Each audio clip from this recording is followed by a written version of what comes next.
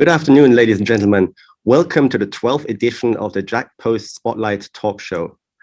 Our theme for today is G20 Digital Transformation, Resilient MSMEs for the Global Economic Recovery. I'm your host for today, Mark Lempp. I'm a business editor at the Jakarta-Post. We'll be talking about micro, small, and medium enterprises, both in terms of how they are recovering from the pandemic, and how digital technology could help them improve our overall economy. MSMEs account for more than 60% of GDP and investment in Indonesia, and 97% of employment. That makes their development crucial for Indonesia's overall economic development. In today's webinar, we will discover ways to accelerate the growth of MSMEs in the post-pandemic world, share best practices from Indonesia and other countries for the digital transformation of MSMEs, and learn about the regulatory framework and digital tech and how that can help integrate MSMEs in global supply chains. We'll also discuss partnerships under the G20 that is ongoing at the moment under Indonesia's chairmanship, and how that can help MSMEs get access to technology and cross-border trade. Let me introduce our speakers for today. We welcome Bu Sri Mulyani Indrawati, Finance Minister of Indonesia. Not for the first time, already she was Finance Minister during a previous cabinet, and she was also the former Managing Director of the World Bank. Hello, Bu. It's great to have you. It's great to have you with us again after a few weeks. A few weeks ago, we had our last discussion, our last interview here with you. And it's great to have you on the show. Thank you, Mark. Hello to you as well as all others. Okay, next we have Mr. Daboub, Dr. Daboub. Like Bu Sri Mulyani, Dr. Daboub was a managing director at the World Bank Group, where he was credited with driving several reforms, including leading the institution's governance and anti-corruption agenda. Hello, Dr. Daboub. Hello, Mark, and good morning and good evening to everybody else. Hello, Sri Mulyani, good to see you all. How are you, Juan, José? Next, we have Pamitra Wineka, CEO and co-founder of TaniHub Group. Prior to his career at the TaniHub startup, Pamitra was also with the World Bank. So we've got a little bit of a World Bank reunion going on here.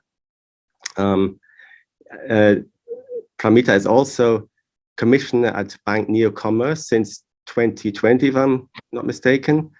And in 2019, Pamitra received an award from the Bandung Institute of Technology for achievements in tech innovation. Welcome to the show, Pamitra. Thank you, Mark. Thank you for inviting me. And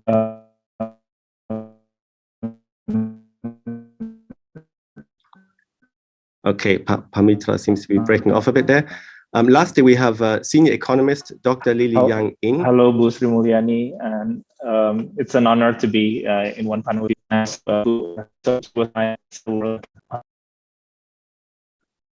Hello, Pamitra. Okay, Dr. Lili Yang is a lead advisor at the Economic Research Institute for ASEAN and East Asia, ERIA, and she specializes in the Southeast Asian region. Dr. Ng was appointed as lead advisor to the Minister of Trade of Indonesia from 2017 to 2019, and senior advisor on trade and investment at the President's Office of the Republic of Indonesia from 2015 to 2016. Hello, Bu Lili. Hello, Mark. Hello, everyone. Good to see you. Okay, before we proceed, let me explain that this webinar will be held in English. There is an option to turn on Bahasa Indonesia interpretation from your interface. And we will be taking questions from the audience. There is a Q&A box, and questions can be submitted throughout the webinar, but we'll get to the questions after the speakers have answered questions before. When you type in a question for any of the panelists, please type the name of the panelist you wish to address with that question. Okay, this event is live and it can be viewed on Zoom and on the Jakarta-Post's YouTube channel. Okay, ladies and gentlemen, let's proceed to our first questions for today. These will be addressed to Bu Sri Mulyani because we hear that you'll have to leave a little bit early, although we'd be more than happy if you decided to stay a bit longer. Okay. Bu Sri Mulyani, MSMEs in Indonesia have been severely hit by the pandemic, like other bigger companies as well. The government has prioritized them in the National Economic Recovery Plan through expansive social protection, credit restructuring, the KUR loan program, and other measures. Has this strategy helped MSMEs recover? And if so, has this contributed to Indonesia's overall economic recovery?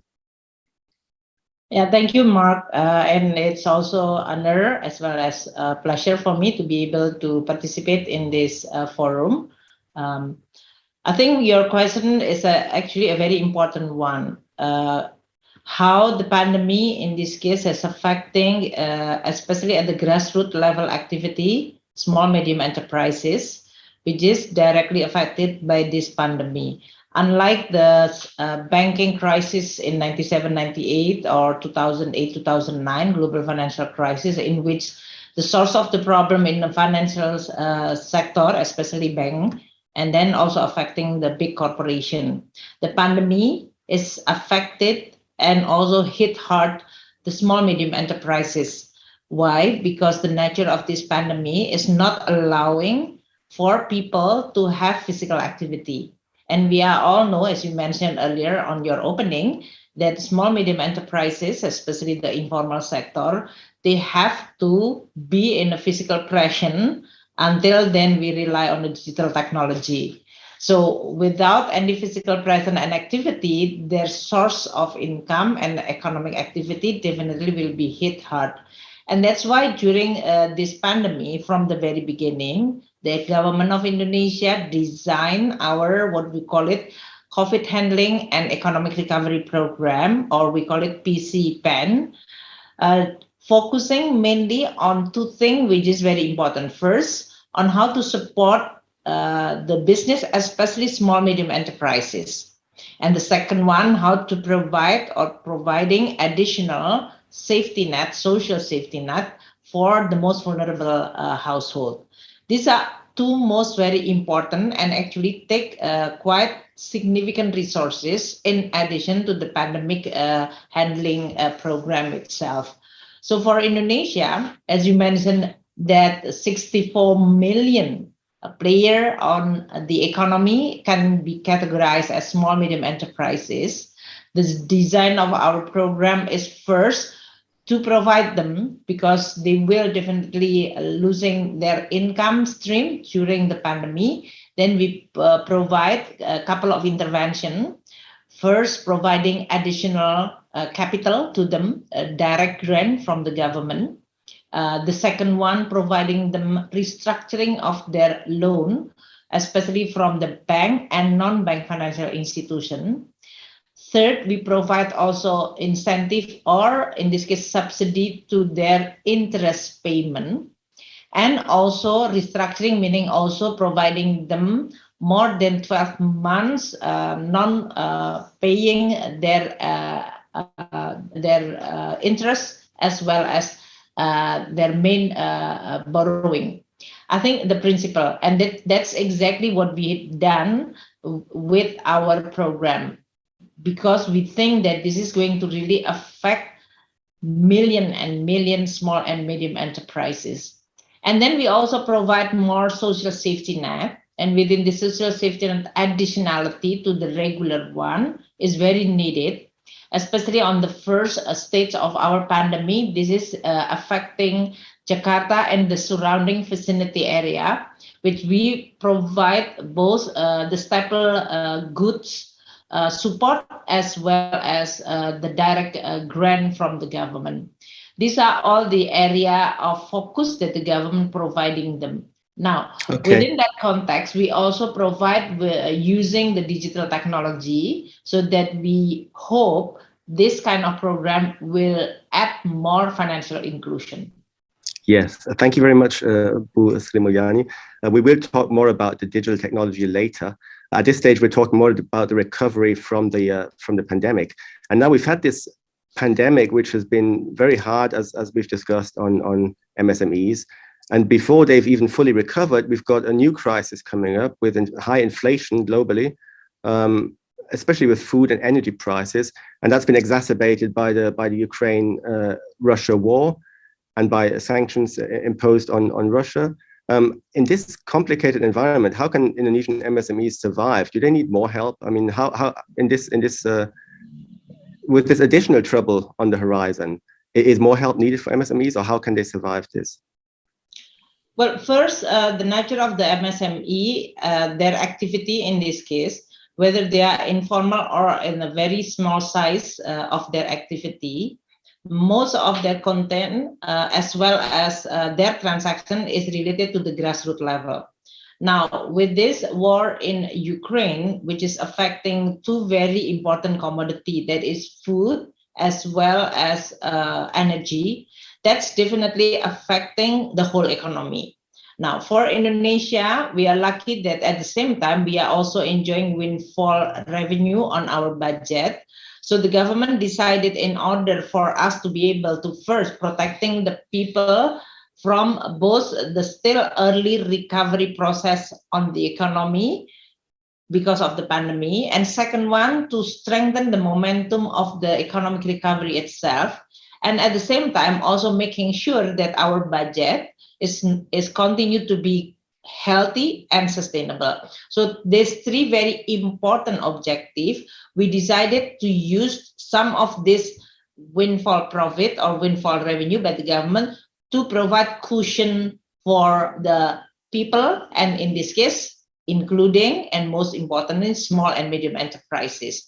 What kind of cushion that we are providing? First, the shock from the energy price because of the increased energy price. Second, shock from the food price, including in this case like cooking oil, which is definitely also very important for many of the SMSE, which is working on the food and beverages. And then the third one, also providing a subsidy additional, especially related to their cooking gas. These are all very important for us to be able to provide a space as well as the resiliency for the small medium enterprises. You're asking about whether SMSE can actually revenue. Well, when we discuss about the recovery process on the economy, we are not only talking about the growth of the economy, which is now recover from below 4 or 3.7 into now 5%, but we also talking about the inclusivity of the growth. And that's why we also pay attention to, for example, the unemployment level, which is now declined again after picking up due to the pandemic from 7% into 6.49% again. So it is good to going back to the level below 7. The poverty level is also declined from 10.19% double digit to going back to the single digit 9.71%. We also, in this case, observing the inequality indicator like Gini coefficient. So what I'm saying is that the MSME is definitely going to be very important for them to create job and also for them to create their own social safety net. But facing with such a huge shock like this food and energy crisis, then the government have to step in, providing a cushion from our, what we call it, shock absorber using our budget. And for Indonesia, because we also enjoy windfall revenue, this will not jeopardize the health of our budget. So our budget continued to be strengthened or healthier with a lower deficit, but at the same time using those revenue to protect the people and to continue support the recovery process. Thank you very much, Abu. You mentioned inclusion there. This leads to my next question, a question I also like to ask Dr. Daboub later to get more of a global perspective on this, but we'll start with the Indonesian situation first. What is the state of financial inclusion across countries at the moment? How is Indonesia performing compared to other countries? Well, President Jokowi is actually paying attention to this financial inclusion. Indonesia is still like behind if we compare with our peer. And that's why President Jokowi want to achieve the 90% of the financial inclusion by 2024. In the past 5 years, it's already making a progress. Currently, we are above or around 80 in this case, from around 70 before. But this is still a long way for us to achieve the 90%. Now, financial inclusion in Indonesia dominated mainly by the banking sector, while the non-bank financial institution and also in this case digital financing is still at the very early stage, although the development and the progress is actually quite exponential. This is especially true for many players in urban area. Now, for Indonesia to be able to continue pushing the financial inclusion, first, of course, the financial literacy is very important. That's also very true, especially for the small, medium enterprises. That's why we also pushing with OJK as well as Bank Indonesia to continue pushing the financial literacy. Second, of course, the infrastructure. Digital financial infrastructure is very important, and that's really related to the infrastructure, digital infrastructure in general. That's why even during this pandemic, the government providing sources of allocation for improving our digital infrastructure, including satellite, fiber optics, so that we are going to be able to reach all the villages in Indonesia, 75,000, so that they can connect to the internet. The third one is, of course, policy and regulatory framework. And this is exactly how we worked closely with OJK and Central Bank in order for us to be able to protect the consumer data as well as provide certainty for the investment. Another very important is the payment system, which is under Bank Indonesia, and Bank Indonesia also introducing the QR code, which is, I think, is very important, because when you talk about digital technology, how this platform can be provided to support small medium enterprises, we are actually not talking about one specific jurisdiction. The transaction can be across border, and that's why payment system as well as using the local currency and using the QR code will definitely facilitating many small medium enterprises not only relying on their own domestic or in this case very narrow market, but they are actually can access to the global market. So these are all the area which we try to achieve more financial inclusion. It is not just only that the number of people with the bank account, which we are doing it, especially with our social safety net expansion, but most importantly, how when they start having an access to the financial institution, they will be able to using to support their activity, productive activity, including in this case, accessing to the market. Okay, thank you very much, Bu. Dr. Daboub, from your experience with the World Bank, which has always been where financial inclusion has always been a very important part of the agenda, maybe you could share your insight in what can be done globally to improve financial inclusion.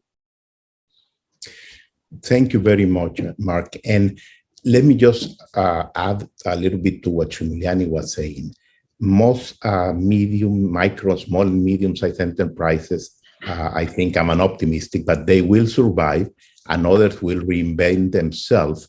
With the right support, they will be able to adapt rather quickly to all of these challenges that were just mentioned. A, the effects of COVID, and B, the effects of the current situation between Russia and the Ukraine.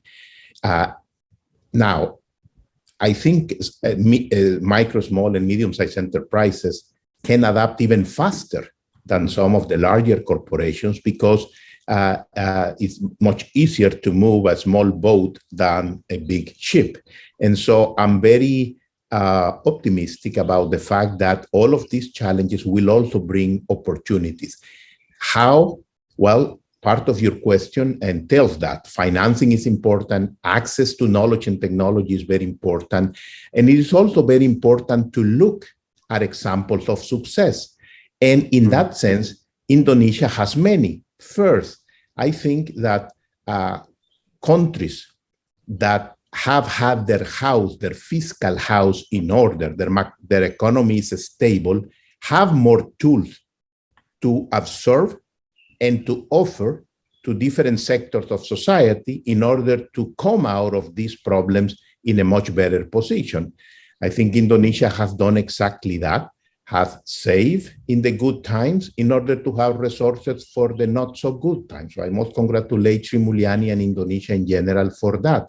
It is also very important to target the support that is provided so that it goes to the demand side of the equation, that it is temporary, and that it goes to the intended groups of society that needs them the most.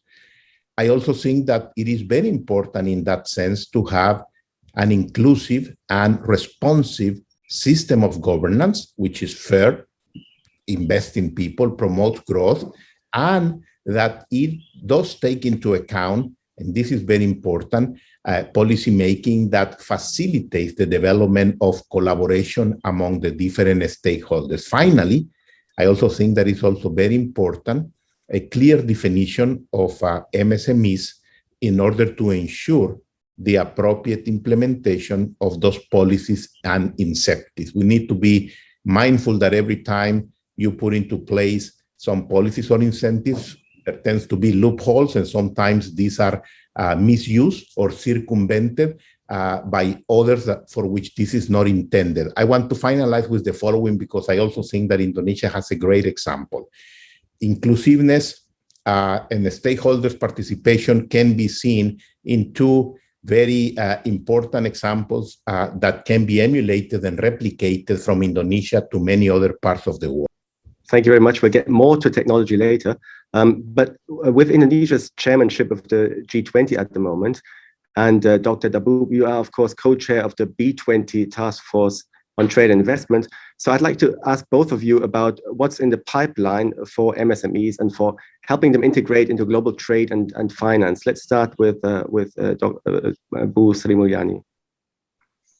Well, within the G20 finance track, global financial partnership inclusion is one of the most important agenda, because we want to make sure that the theme recover together, recover stronger means not only across country, but also within country, that the recovery of the economy from this pandemic, which creating a scarring effect, very deep for some sector, can be actually improved. So within that context, we are providing on this global partnership for the financial inclusion, an activity which is related to the infrastructure itself, as I mentioned earlier, payment system, as well as the regulatory that compatible across country, that allowing the financial institution as well as small medium enterprises to have the access of especially capital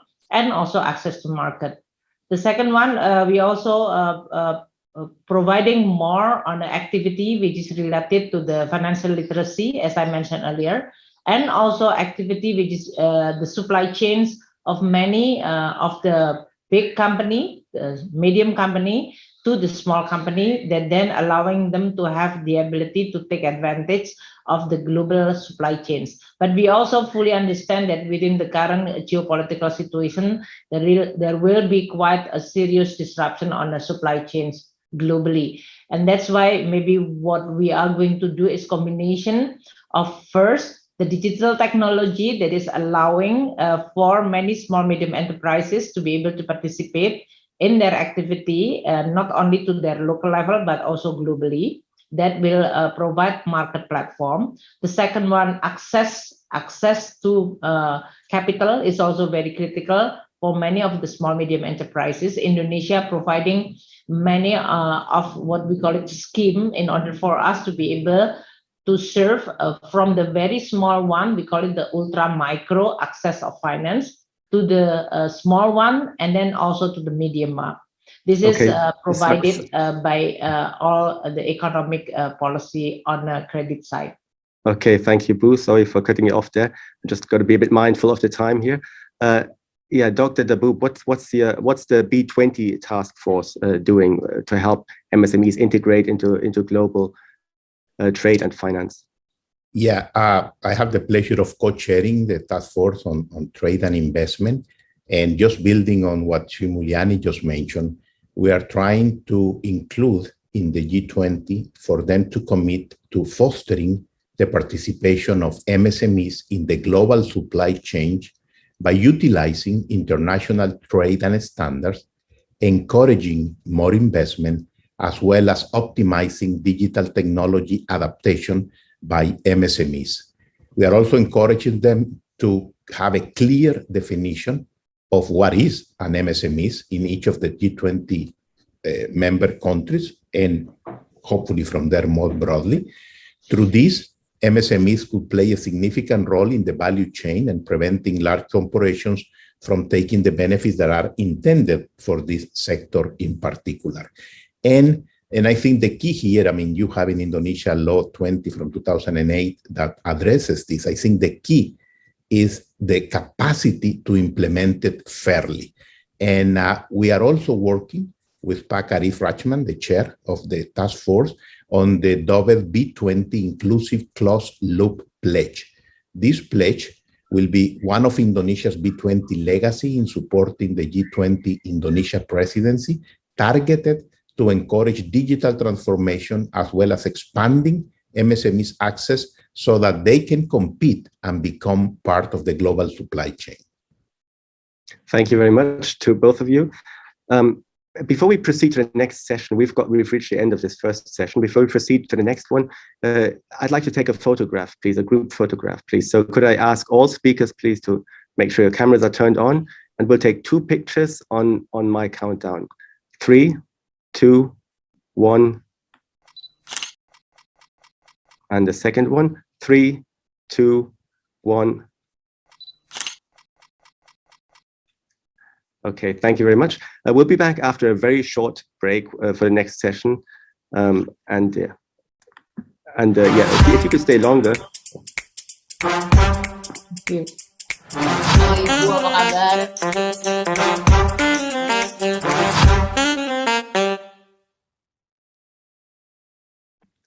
Welcome back, ladies and gentlemen. We'll be proceeding with our discussion. Now we'll be talking specifically about the MSME's resilience during the COVID-19 pandemic. I'd like to start with Dr. Daboub this time.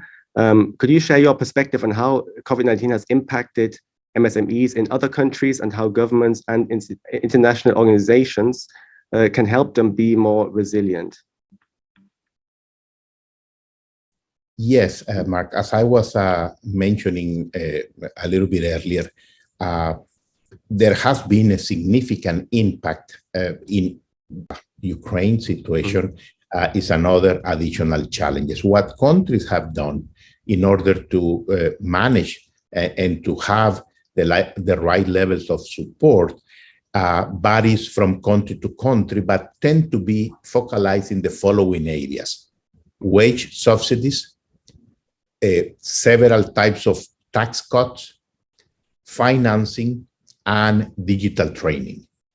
So, as I also said before, each country has reacted faster and broader depending on how sound their economy is in order to absorb this challenge. But in general, those countries that were in good shape and or are well positioned to close to larger markets can take advantage of the current situation. I'll give you one example with COVID. Here in the United States, there was the need, just like in any other country, to have certain suppliers that were not available worldwide, or because of the shipping problem, were not making it on time. So several Central American countries, which are very near 2-hour flight from any of the Central American countries to the United States, in these countries, small and medium-sized enterprises, as part of the production chain of bigger, for example, textile manufacturing companies, were able to respond within days from what it took other countries, for example, China, to respond weeks or even months in supplying some of these goods. So out of tragedy, if you want, if you are prepared, if you have the right policies in place, and there is a good level of economic freedom with clear rules of the game, etc., these companies will be able to leapfrog and position themselves ahead of the pack if the conditions again are right. That's very interesting. So their nimbleness, the fact that these companies are small and nimble, actually helps them to take better advantage of the opportunities arising now as the global economy emerges. That's right. This is like, think of a big truck going in a busy highway. It cannot go fast. But if you're in a small motorcycle or in a small truck, it's easier for you to move around. But that's the same thing. And I think we need to be mindful of that in order to create the right support for MSMEs. Absolutely. Okay. I'd like to speak now to Lili. You've conducted several studies on how COVID-19 has impacted Indonesia's economy. And as we've mentioned already, MSMEs are an enormous part of that economy. What are the ingredients of success to create strong MSMEs? And what external factors could help in that process? For example, government support, new technology, skills, to help MSMEs weather this current crisis. Yes. Yes, I mean, like the current COVID-19 pandemic has severely affected MSMEs. With a survey conducted by Statistik Indonesia in 2020, assessing that 84% of the total MSMEs in Indonesia reported an income loss, and 36% of them had to close their business. What sectors that survived during the pandemic? Health sector, ICT sector, garment and footwear, and food and beverages. And lately, since the third quarter last year, transportations, equipment, sports, tourism, and their supporting sectors also show improvements. What are key ingredients? I think the government of Indonesia is relatively very responsive in terms of managing the impacts of the crisis. As we know that in 2020, 112 trillion Indonesia's rupiahs was allocated for interest rate subsidies and tax subsidies. And in the following year, in 2021, 187 trillion was reserved for MSMEs and corporate financing to spare their operations. And on the demand side, the fiscal stimulus has focused on social assistance for low-income families, primarily through cash transfers and assistance programs. But the key in Indonesia and other countries is the implementations. I think this is government responsible to ensure that the allocated fund and assistance programs to be well distributed and reach the targeted beneficiaries. I know like Indonesia is facing the elections. So, I mean, it's really our responsibility to make sure that all allocations, all allocated funds to be reaching the right targeted beneficiaries without the conflict of interest of any parties or any institutions. Thanks. Thank you very much. I'd like to now address Pamitra. TaniHub works with many agricultural MSMEs, and those were amongst some of the hardest hit ones. As a startup that partners with MSMEs, has this been a tough ride for you as well? Maybe you can share some of your experience in working actually directly as a practitioner in working with MSMEs in this difficult time. Okay, thank you for the question, Mark.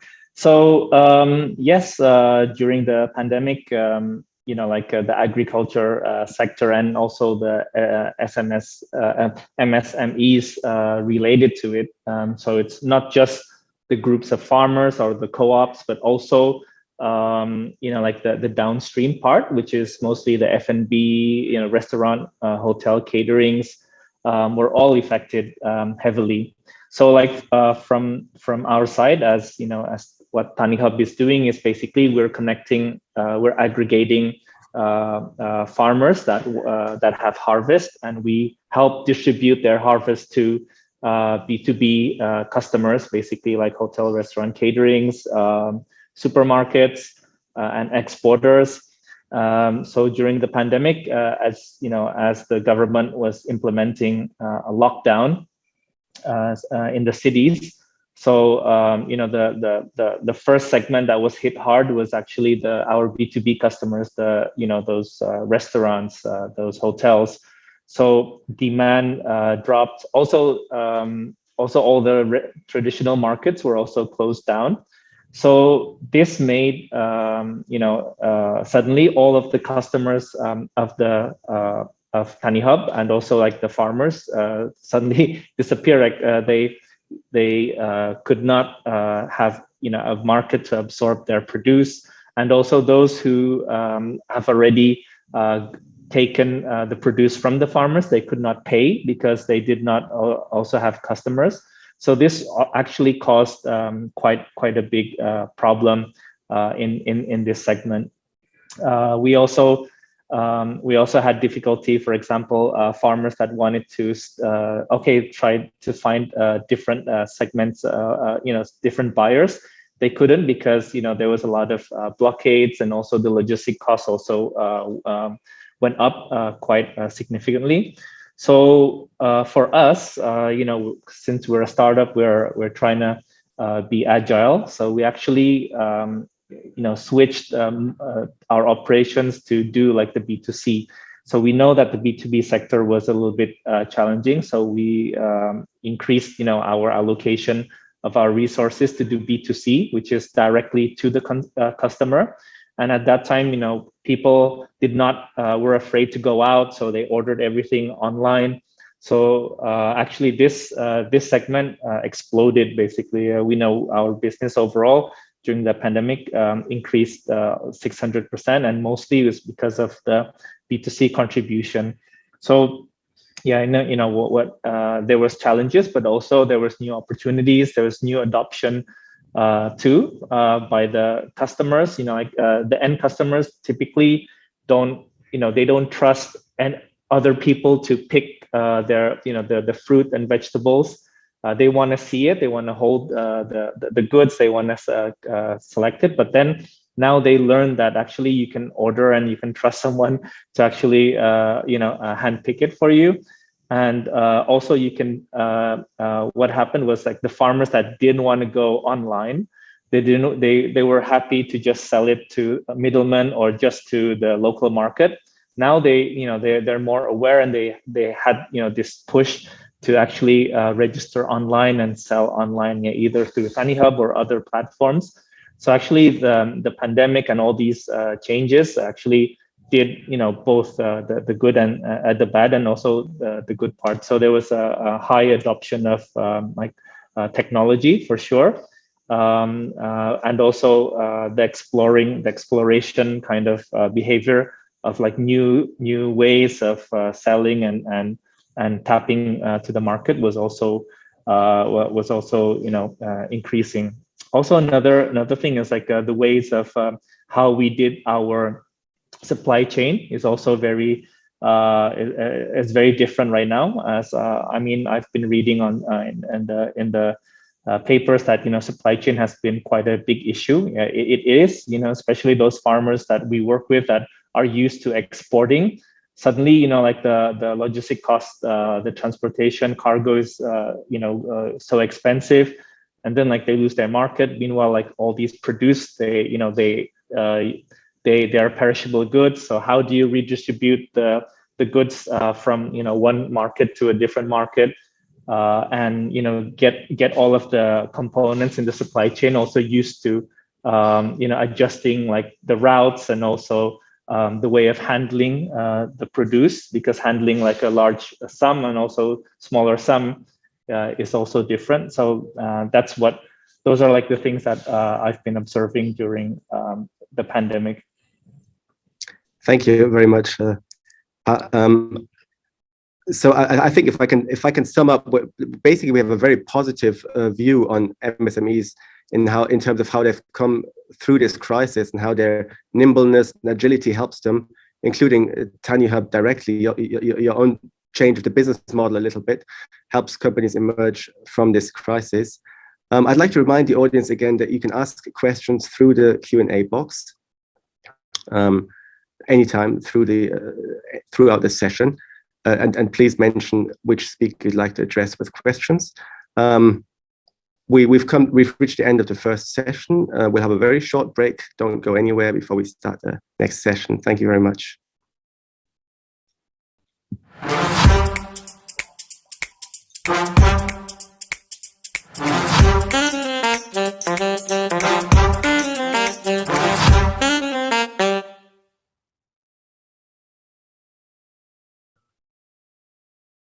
Okay, welcome back, everyone.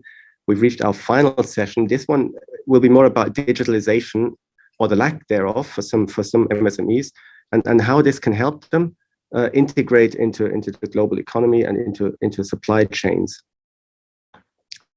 I'd like to start with Dr. Daboub. How important is digitalization and innovation for the global economic recovery of MSMEs? How can we ensure that MSMEs are included in this ecosystem, not just the big players, but actually MSMEs can make use of all the technology that is at their disposal or could be at their disposal? Yeah, so digital trade is very significant and growing. Developing countries, however, need to accelerate their investments in infrastructure and in access to knowledge in order to reach the levels in more advanced nations. So digitalization in economic activity is tremendously important and comprises digitally ordered goods and services. We need to boost two things, especially in developing countries. One, ensuring affordable access to ICT infrastructure. At the time I was at the World Bank, we launched the ICT for Development initiative, which was 2008, 2009, now is more broadly accepted worldwide. And second, and very importantly as a key action, is the digital knowledge and capability transfer to MSMEs through collaboration between government, the business, and the business community to ensure the inclusion of digitalization for small businesses. Digital transformation has become a global engine of sustainable economic growth as it reduces the transaction costs, it facilitates participation in the global value chains, and improve market access. There's a piece of data that I remember, which is that thing at the end of 2020, about 15% of the global GDP is related to the digital economy. That is accelerating and can accelerate even more for some of the reasons that the previous speaker made a reference to. So to recover from the pandemic impacts, we have seen many multinational companies revolutionize their way of doing business by initiating programs and collaboration to adopt digital trade in their operations. Not limited only to that, many of those companies also embrace their business ecosystem, including MSME. Thank you very much, Doctor.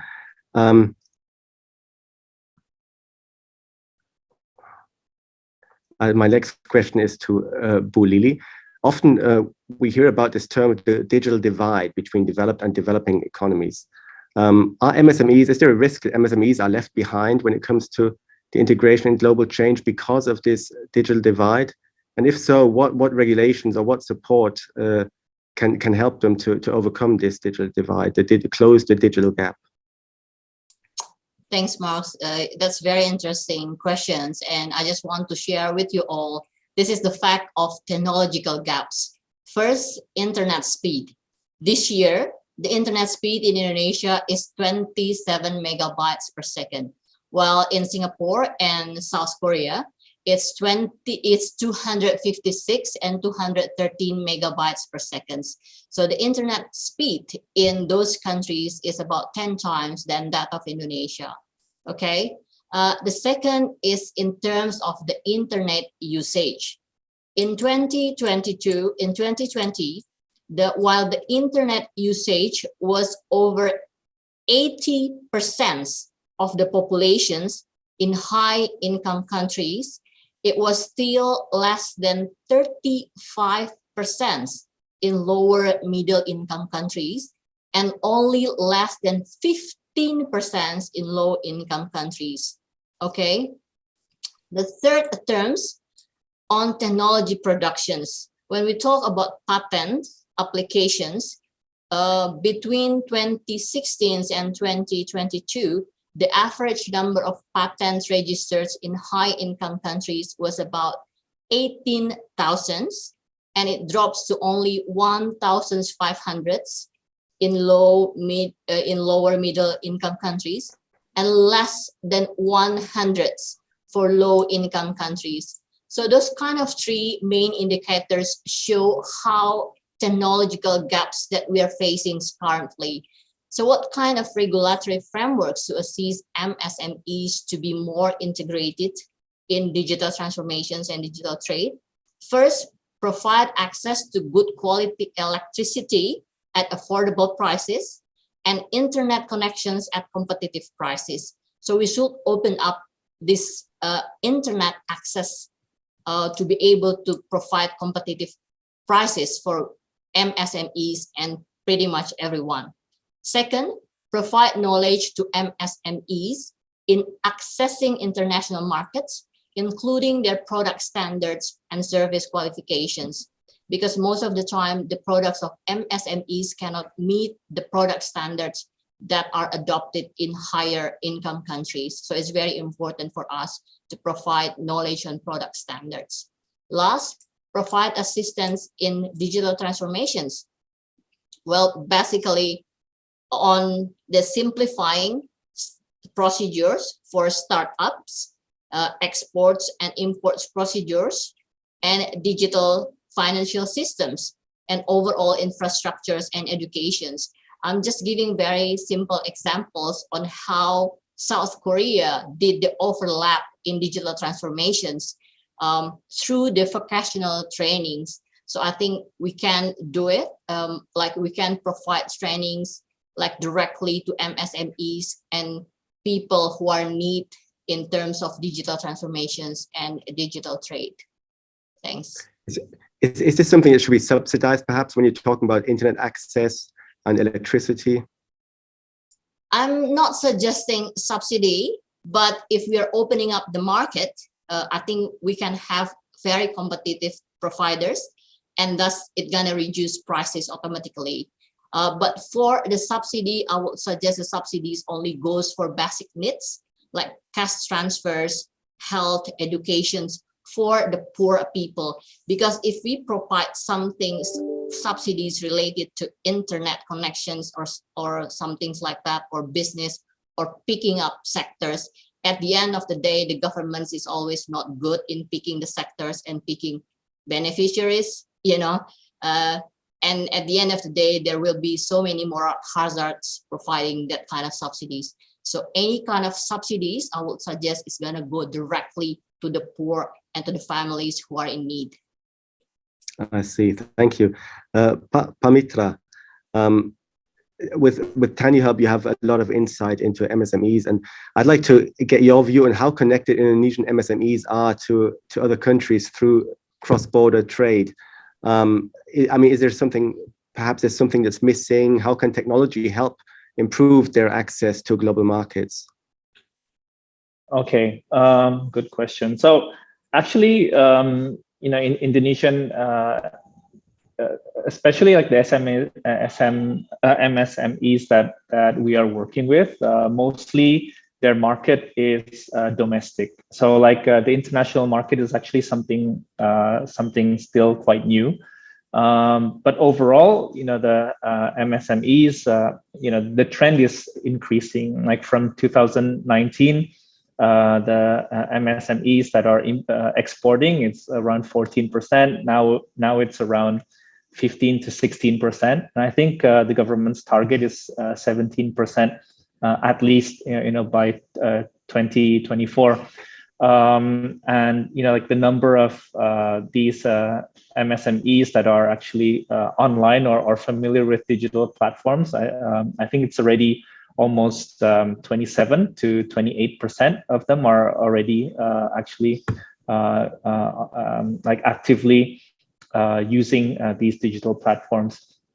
So if you're asking like what are like the challenges to actually like do more cross-border digital trade and all that, I think it's actually not just about the technology itself, because there are a lot of platforms like local as well as international. For example, they can actually register through, like, for example, Alibaba, or I think there are some regional e-commerces too. For example, like Shopee, they actually have cross-border markets. So, for example, there are some that are already active in other Southeast Asia, or even like I think Shopee is also in like Brazil and some other countries. Like they actually do like people who have the same app abroad can actually buy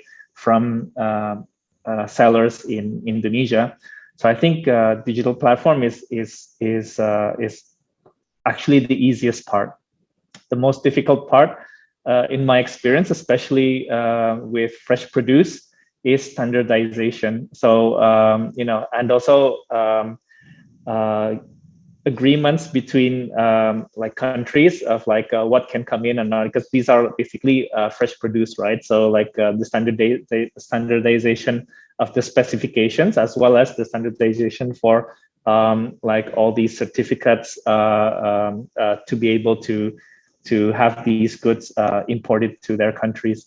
So that's actually the biggest challenge there, because what, for example, a lot of our farmers are actually doing exports to of mangosteen. I don't know if you like mangosteen, like, but to export to China, for example, the top clove must be there must be 3. If it's only 2, they reject it, and there can't be any single like insect.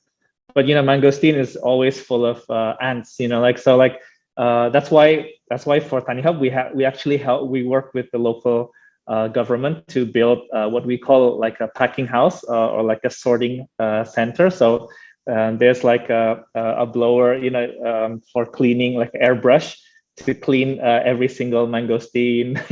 It's actually a lot of labor, but that's what's needed to export to China. But if you export to other countries, it's actually quite loose. So probably like it's more of like the role of governments on making the arrangements of like how these products can be accepted to the other country. I think the digital platform part is actually something that is the easiest part, because there's a lot of them available, and people can just go on Instagram or like all the other social media to sell and promote their goods. Also, for example, like preparing another challenge is also preparing these MSMEs to be ready for exports. To introduce them to also financing companies, because usually the typical term of payments of like because like in order to make sense of the logistic cost, it must be like a B2B kind of arrangement to fill up a full cargo.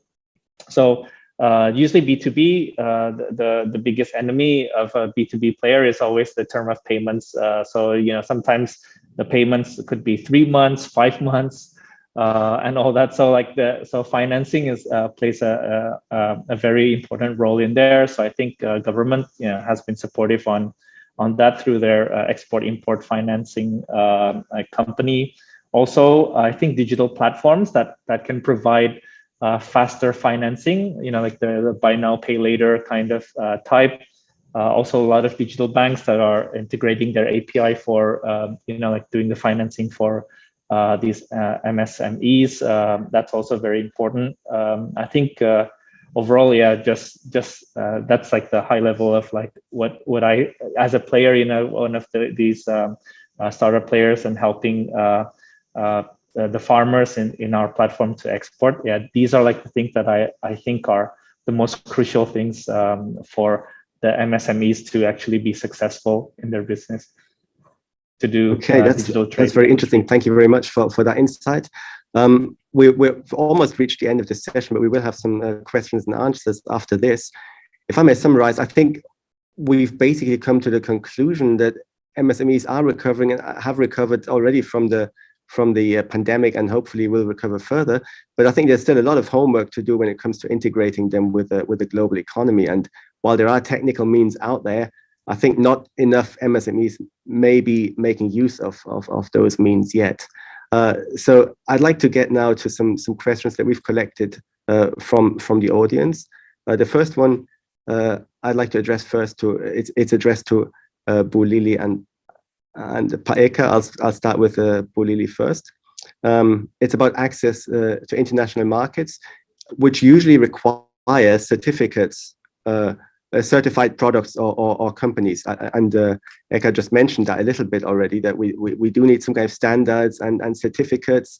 According to BPS data, out of 4.2 million micro and small enterprises, only 31,000 out of 4.2 million have certificates.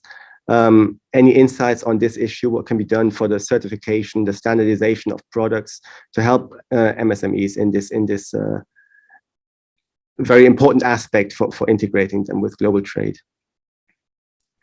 Yes, I mean, like product standard services qualifications are very important. Just to give you an idea, Wineka just mentions about product standard in China. It's the same with other product standards, particularly related to agricultural products, to health, to environments, because now like all countries have already reduced tariffs rates.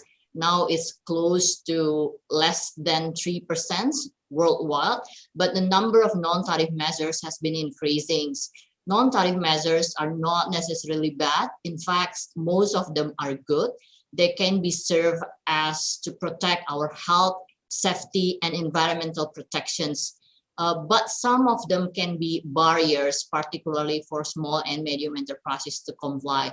This is the role where the government can intervene. First things first, to provide clear regulations on product standard and services qualifications in the destinations markets.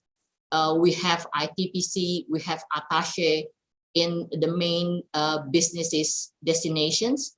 So the governments can have clear regulations in the destinations markets, inform our players what are the product standard they are required. That's number one. Number two, we already have a number of free trade agreements. I think that's very good to have harmonized standards with our trading partners. Now we have ASEAN FTA, ASEAN +1 FTA.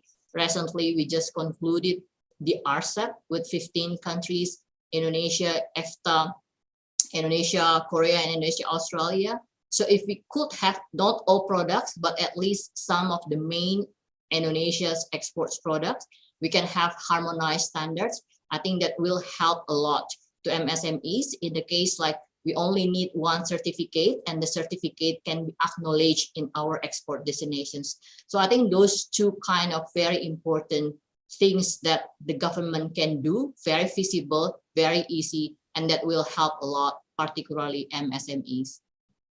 Thank you very much, Bu. The next question I'd like to address to Dr. Daboub, because we've been told he may have to leave a little early. This is a question about digital identity.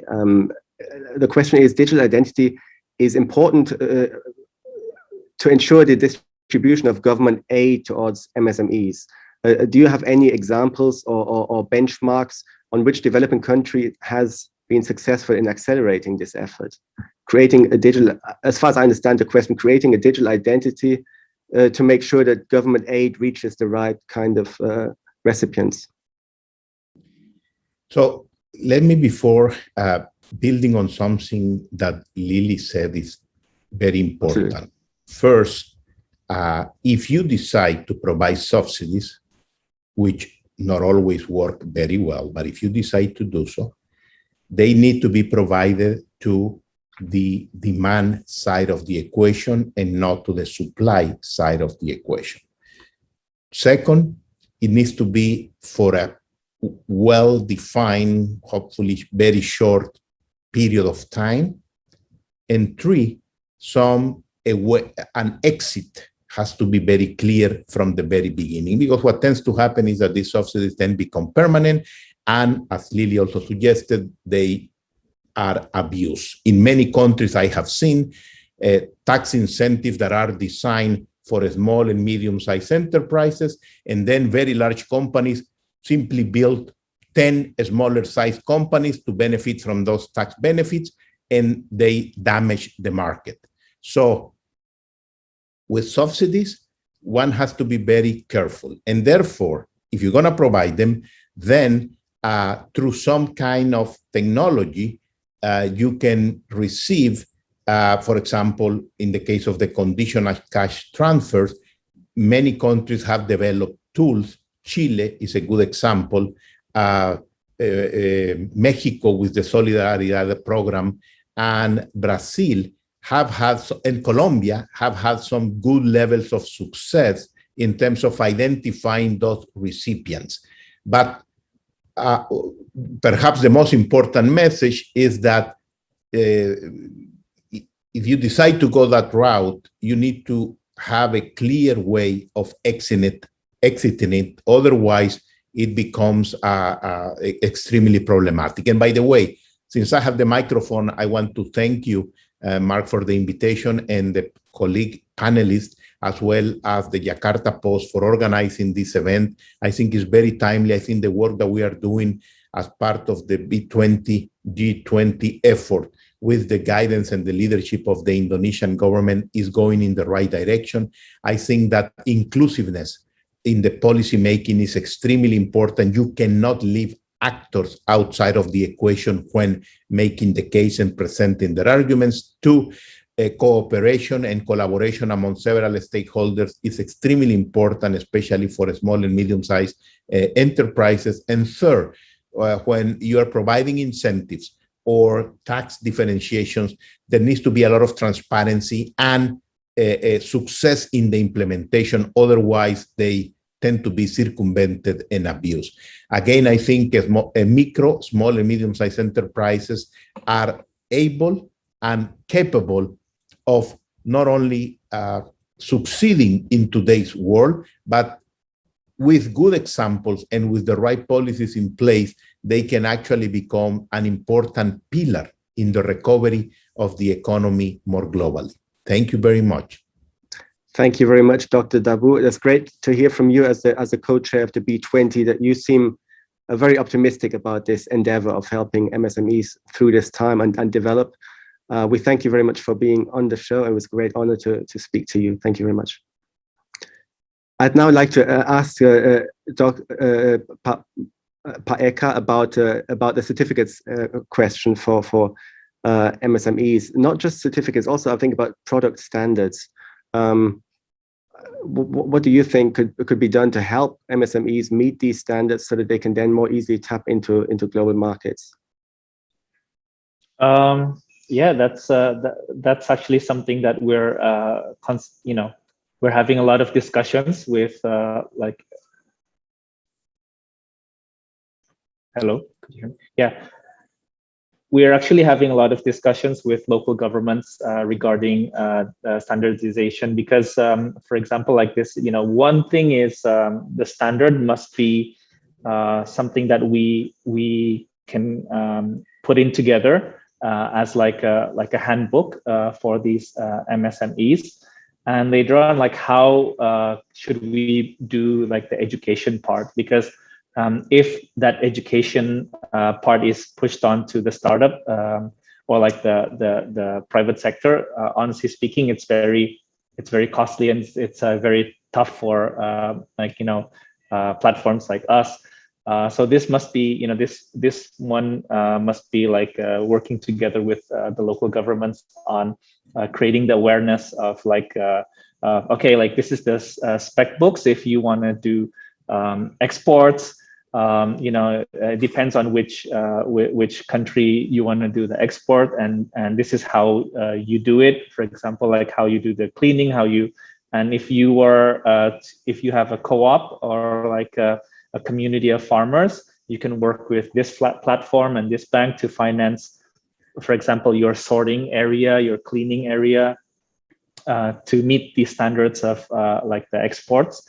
So that is actually one thing that is on the standardization. On certifications, I think this is the collaboration. I think this one needs a lot of help from like the embassies. I would say like the representatives of like the Indonesian government all around the world to actually work together. For example, with the quarantine office of each country, of like the Ministry of Health and all that. So like that is important to actually collect all the information, and then maybe later on pass it to like companies like us, so we can actually create the handbook and then help distribute it to every local government on like how to prepare their the MSMEs to do the exports.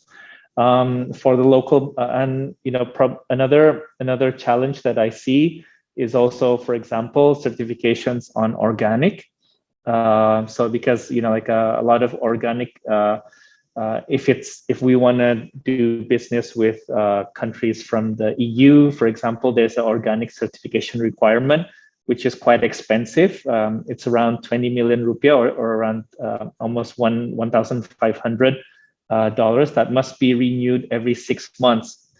For a big corporate, that's fine, but for a smallholder farmer, that's tough, So there must be a lot of discussions and arrangements on how to make this more either affordable or not that strict, because most of the smallholder farmers, they can't afford to buy the fertilizers, the chemicals themselves. So actually, a lot of them actually do organic kind of methods on their cultivation, but they don't. The method of the organic is also must be certified by other international certification boards. So that's the challenge right now. Is just aligning everyone's quote unquote standard of even certification of organic or whatever it is. Okay, that's interesting. You mentioned the embassies there. I think that it sounds like this is a task for the G20 to really tackle and address, to bring countries together, to kind of create common platforms, maybe where these standards and requirements could be shared in a more efficient way. That's then possibly more accessible and maybe not as expensive to meet those requirements for MSMEs. As the sum that you suggested. We have a question here for Bu Lili, a more general question. How do you see the impact of high inflation on Indonesia, and what would be the best approach to handling that in your mind, when we're talking about stability of IDR versus USD, of the Indonesian rupiah versus the dollar?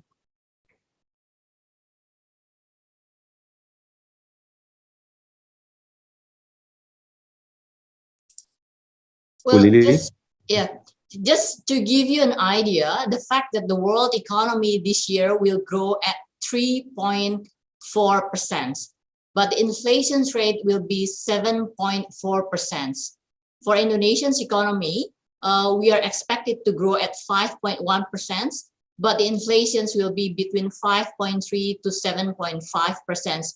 My guess will be towards the end of 7.5%. So that means that our real income based on purchasing power parity, we are actually poorer because our income cannot buy or cannot catch up with the rate of the inflations, of the rates of the increase in prices, right? So this year we are actually poorer by more than 2%.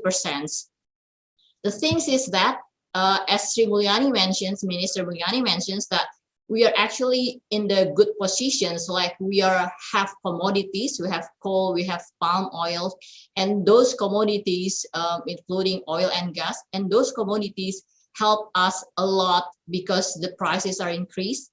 That's gonna be the backup for our government revenue, right?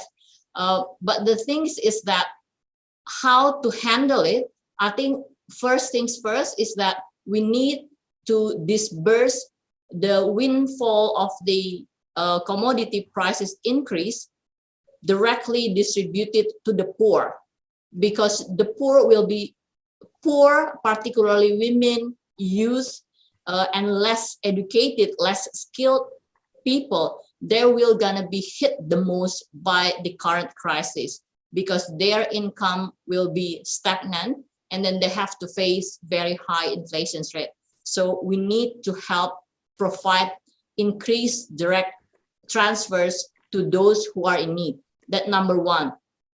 Number two, in terms of depreciations, now rupiah will be depreciated by 15,000. I'm expecting it's gonna be reaching about 16,000 by the end of this year. That's gonna hit the most for importer companies.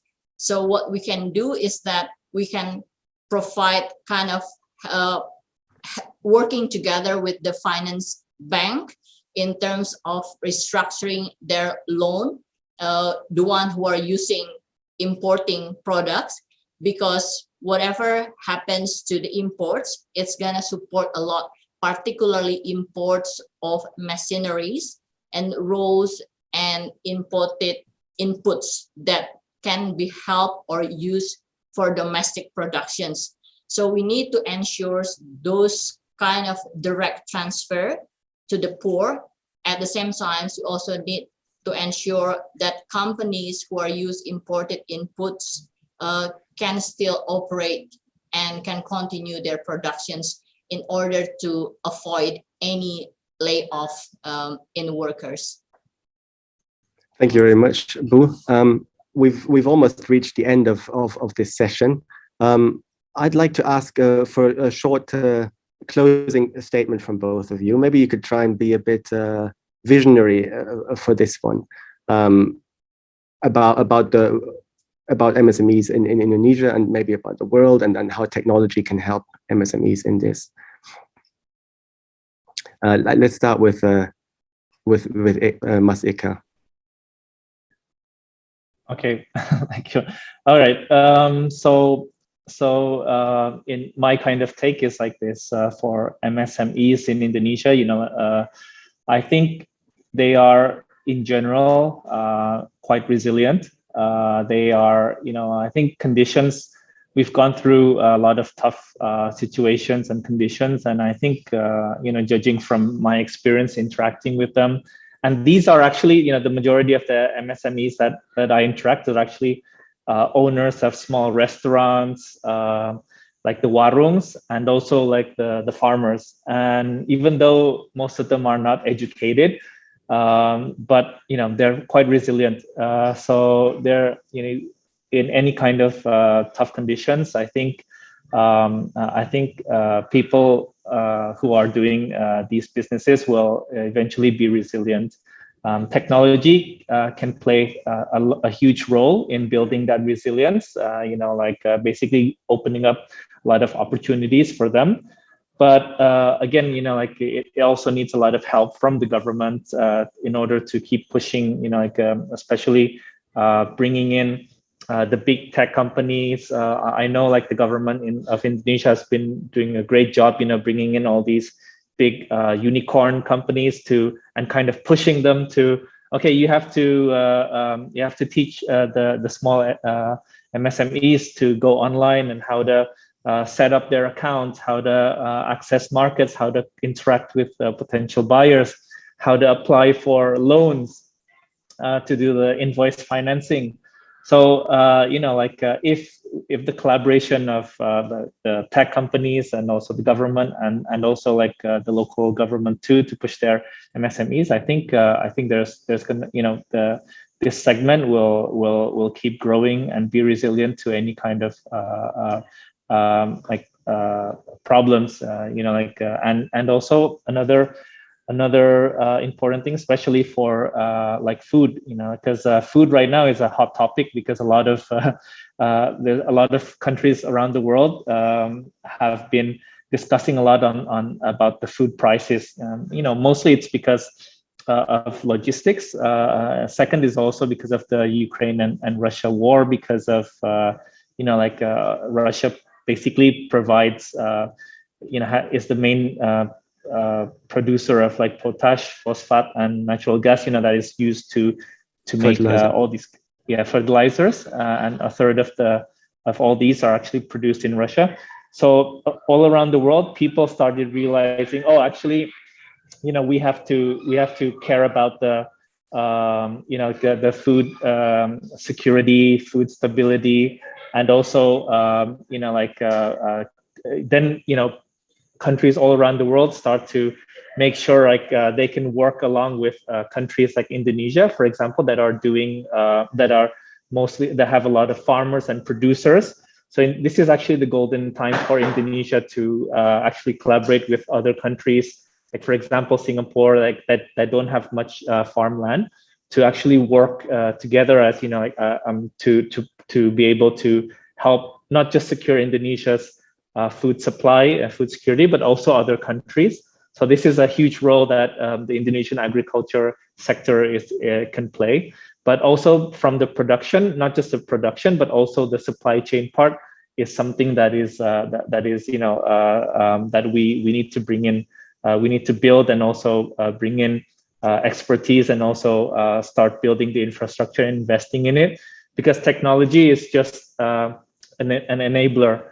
Like food itself, agriculture is there, but if you have the enabler to open the market, and you have the produce that is harvested by the farmer, but you don't have the supply chain to make it happen, then it's also something that's not possible. So this is why it's actually a big topic, and it's something that everyone needs to come together and build it. Yeah, it's a huge topic. Bu Lili, what does the future hold for Indonesian MSMEs? Well, I think like Pak Eka has already addressed for Indonesia, but let me highlight at the global level. We face at least 4 key challenges in digital transformations and digital trade. First, privacy. Private individual information and data are exposed to services providers, including pervasive exchange of data that has fueled concerns about the use and misuse of the data, right? Second, cybersecurity. The expansions and rapid digitalizations, the use of data comes along with increased threats. Threats against systems, threats against data, threats against people. And the third, competitions. Technology advancements enables firms to produce and operate in large, massive economies of scales that build up market concentrations, right? This kind of market concentrations reduces competitions, and that can be barriers for MSMEs to be in the level playing field. With big tech players tend to use integrations as their strategy to dominate the market and to capture more revenues at the cost of customers, right? Last, digital divide, that's we already discussed. Countries, firms, individuals, we are varied largely in terms of digital readiness and preparedness to face these digital transformations. So what can Indonesia or G20 at the global level can do? I would suggest, first, improve the quality of digital enablers, which include data security and data governance, laws and regulations, including skill developments.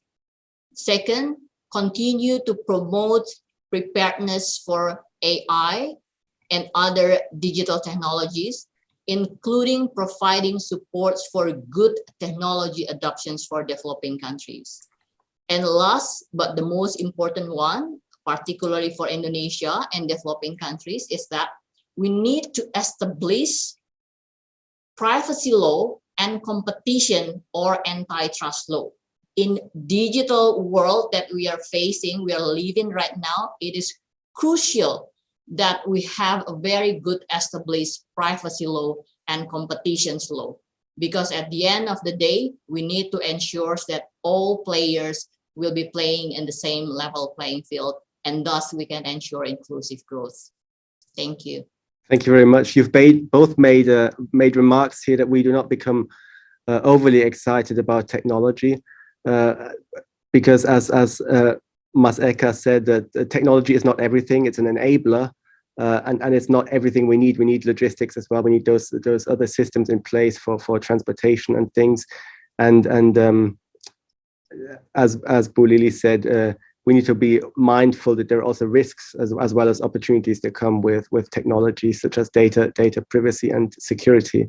I think that's a very good cautionary note to end this session on. We have reached indeed the end of today's Jakarta-Post Spotlight. Again, we'd like to thank all our speakers, Bu Sri Mulyani Indrawati, Dr. Juan José Daboub, Mas Pamitra Wineka, and Bu Lili Yang Ing. We also want to extend our thanks to Swisschamp Indonesia for promoting this webinar on their channels.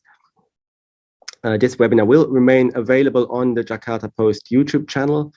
And please follow us on Twitter, Facebook, Instagram, and LinkedIn for more information about upcoming webinars. Again, I was your host, Mark Lempp, and I look forward to seeing you again for future webinars of the Jakarta-Post. Thank you very much.